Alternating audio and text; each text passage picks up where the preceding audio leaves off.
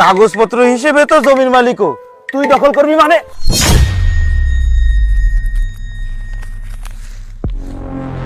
না মানে সবই ঠিক আছে, একটু ঝামেলাও আছে। মাতবার সাহেব, আমার কাগজে তো ঝামেলা হওয়ার কথা না। আমার কাগজ তো লিগ্যাল আছে, আমার বাপ দাদার সম্পত্তি।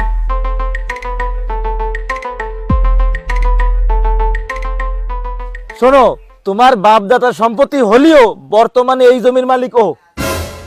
কি কন মাতবার সাহেব, এই কাগজ আমি এই পর্যন্ত যারে যারে দেখাইছি সবাই বলিছে এই জমি আমি পাবো। একটু আগেও তো আপনি বললেন এই জমি আমার। হঠাৎ আপনার এমন কি হলো যে আপনি কথা পাল্টা ফেলালেন? ওরে বাবু, তুমি এইসব জমির মারফাজ বুঝবা না। আজকে থেকে এই জমির মালিক ও, কালকে থেকে তুমি ওই জমিতে আর যাবা না। এ হাসিব, তুই কিছু ক, এই জমি তো আমার, তুই তো জানিস। আমি আর কি কব, আমি তো ধরো আগের থেকে কইলাম এই জমি তোর না, এই জমি নিয়ে বিচার সালিশ করার দরকার নেই।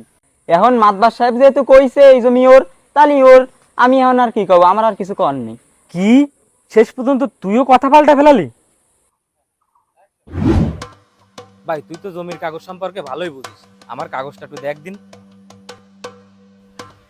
জমির কাগজপত্র তো সব ঠিক আছে, আর এই জমিও তো তুই পাবি। আচ্ছা শোন, তুই একটা কাজ কর, তুই বিচার সালিশ ডাক, যা করার আমি করবানি। আচ্ছা ঠিক আছে, আমি বিচার ডাকতেছি, তুই তো আমার পক্ষে হয়ে কথা বল। আচ্ছা আচ্ছা ঠিক আছে, সমস্যা নেই।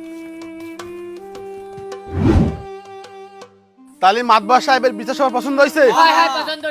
মাতবার সাহেব, তাহলে চল, দু তিনটা বিচার আরো বাকি আছে, আমাকে সেগুলো করতে হবে তো। হ্যাঁ হ্যাঁ, চলো আসেন।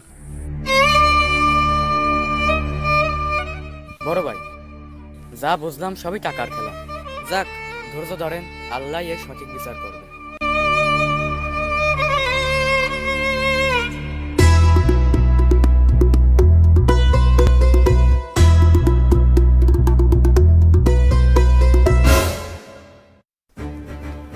সভাপতি সাহেব, আপনার কথার সাথে আমি একমত হতে পারলাম না।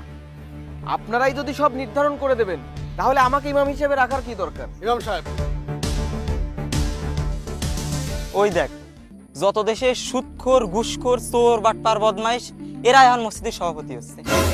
আরে ভাই, তুমি ঠিক কথাই কইছো, যে যে জায়গা যোগ্য না বর্তমানে তার সেই জায়গা বসানো হচ্ছে। আরে এখন টাহাই যোগ্যতা বানাই দেই, উনার করে টাহা আছে না, সেই করে মেলা এখন মসজিদের সভাপতি হয়েছে, বুঝতে পারিস? গত 2 মাসে এই মসজিদ থেকে 3 জন ইমাম সাহেব চেঞ্জ হয়েছে। আল্লাহ জানেনি কতদিন টেকবে। সভাপতির সাথে যে কাহিনী দেখলাম, তা মনে হয় না এনি বেশি দিন টিকতে পারবে না। যাক চল, আমি কাজে যাই, আল্লাহ ভরসা। ইমাম সাহেব, আমি অত কিছু বুঝি না। আপনি মসজিদে বসে সুদ, ঘুষ এবং রাজনীতি কোনো বয়ান করতে পারবেন না।